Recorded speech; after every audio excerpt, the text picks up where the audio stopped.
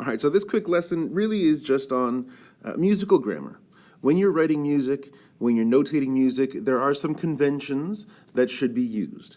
And this is just to make things pretty, to make things formalized and make them the same as pretty much all other music you would see anywhere.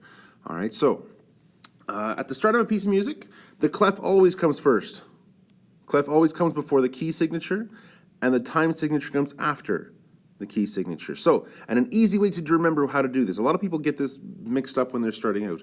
But an easy way to remember, the key signature comes before the time signature in the alphabet. Okay? K comes before T. Or if you want to think of it, clef, key, time. C, K, if I could spell, and T.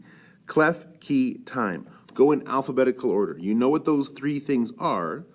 Clef, key signature, time signature.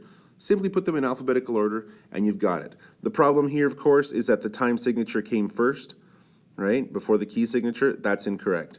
And of course here, this just looks weird, right? You know that the clef always has to come first. So you can put them in their proper alphabetical order. And here you have a chance to do that. Draw the treble clef, the key signature of G major, and then the time signature of 4 quarter note beats in a measure below.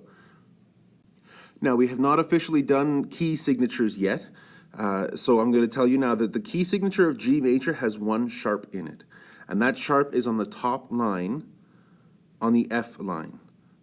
So we'll go through the whole page, but I'll just write it down nice and small here. You'll need the F sharp in the key signature for that key, okay? So moving on, and you can do that after we're done this quick little lesson. Moving on, music should always finish with a double bar line, and you know that, we've talked about that before, okay? Either 2 identical lines or a thin one and a thick one. When you're doing this by hand, you certainly don't have to take the time and draw a thick one and a thin, skinny one. You can just do a double bar line like that, 2 of the same width, okay? Complete these examples with double bar lines. Well, what could be simpler? You can do that in your sleep, of course. At the bottom, and here's one that does get people more regularly than you would think. So please remember this. Accidentals, anytime you have sharps, flats, or naturals, they always go before the note on the staff, not after, okay? We want to see the sharp or flat or natural come in front of the note that it applies to. This is incorrect, right? Even though we say G sharp, we don't draw it like that. We draw it with the sharp sign in front. Okay, so when it says circle the 4 errors in this piece of music, you're going to use all the information you have from above, that you know from above, and circle the 4 errors, and then of course rewrite the above example correctly with the proper things. Now, there might be some more errors in here than what they show you on this page, but investigate the music carefully.